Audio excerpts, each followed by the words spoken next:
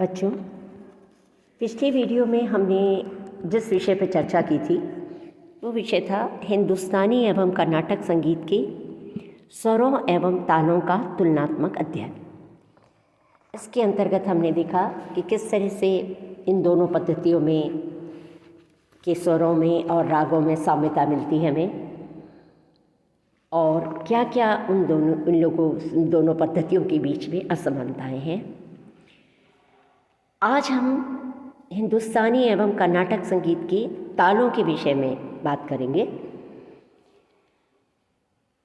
हम देखते हैं कि उत्तर तथा दक्षिण भारतीय संगीत पद्धतियों की स्वरों और रागों में तो हमें बहुत कुछ समानता मिलती है, परंतु दूसरी ओर हम देखते हैं कि दोनों पद्धतियों के तालों में यानी ताल के संदर्भ में दोनों में काफ़ी कुछ असमानताएं हैं। हम सबसे पहले देखें कि उत्तर भारतीय ताल पद्धति क्या है। उत्तर भारतीय ताल पद्धति में हम देखते हैं कि जो तालें हैं वो तबले तथा मृदंग पर बसती हैं। इस पद्धति में हम देखते हैं कि तालों की संख्या असीमित है, यानी कलाकार जो है वो अपनी स्वेच्छा से नए नए तालों का निर्माण कर लेते हैं। हम देखते हैं कि 6 मात्रा की दादरा, 8 की कहरवा, 10 मात्रा की जो है झपताल, सूलताल, इसी तरह से 12 की एक ताल, चौताल, 16 मात्रा की त्रिताल, तिलवाड़ा, मतलब इस तरह की कई तालें जो हैं हमारे हैं। लेकिन उसके अलावा जो है, ये तो प्रचलित तालें ही हैं, उसके अलावा भी जो है कलाकार अपनी इच्छा से 9 मात्रा, 11 मात्रा, 13 मात्रा, इस तरह की तालों में भी उनकी नई नई तालों का निर्माण करते हैं। तो ये विशेषता हमें उत्तर भारतीय ताल पद्धति में देखने को मिलती है। तीसरा इसमें यह है कि उत्तर भारतीय ताल पद्धति में तालों की मात्राएं जो है निर्धारित होती हैं, जो विभागों पर आधारित रहती हैं। जैसे 3 ताल में 16 मात्राएं हैं और वो 4 विभागों में विभक्त हैं। अगला जो है, इस पद्धति में हम देखते हैं कि तालों के बोल को लिखने के लिए प्रत्येक ताल को विभागों में स्थापित करते हुए सम, ताली, खाली के चिन्हों के द्वारा दर्शाया जाता है।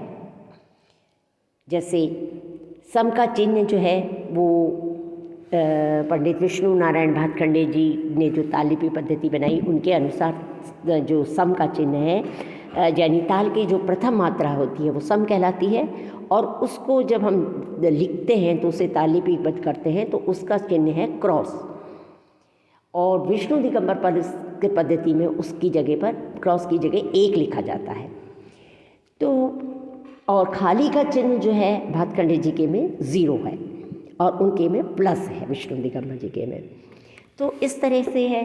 फिर ताली के स्थान पर हम देखते हैं कि वहाँ पर दूसरी, तीसरी ताली का इस तरह से जिक्र होता है।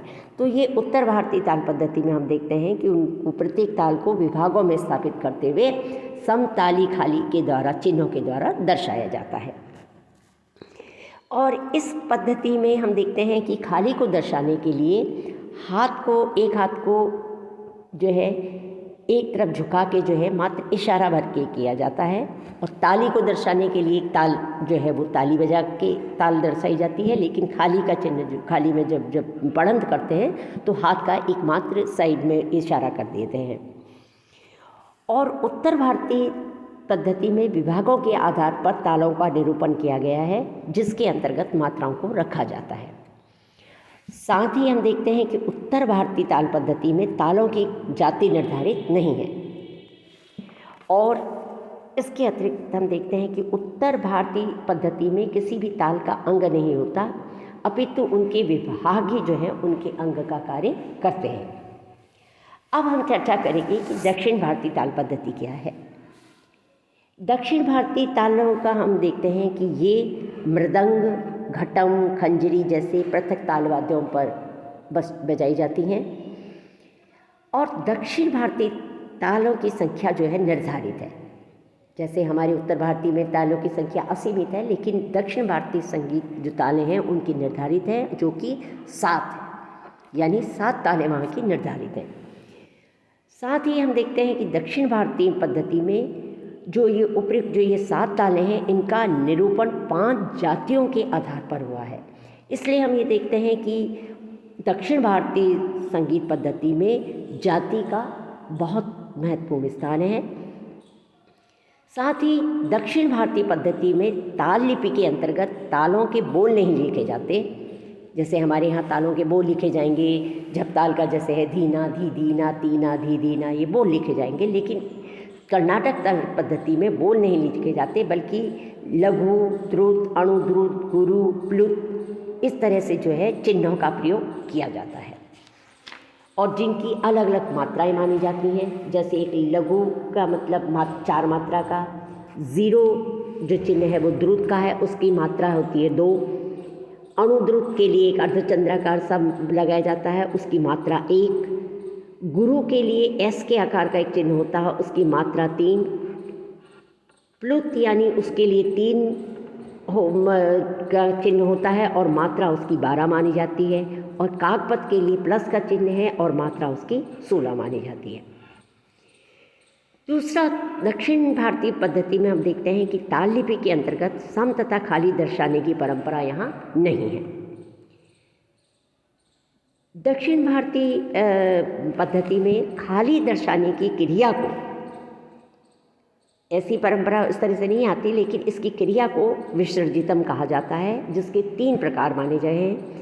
यानी हाथ को ऊपर उठाकर पताकम विसर्जितम, बाईं ओर हिलाकर मात्रा गिनने को कृपय विसर्जितम तथा हाथ को दाहिनी ओर हिलाकर मात्राएं गिनने को सर्पणी विसर्जितम कहा जाता है। और इस पद्धति में हम देखते हैं कि ताल की विभिन्न जातियों के आधार पर तालों की मात्राएं निर्धारित की हैं।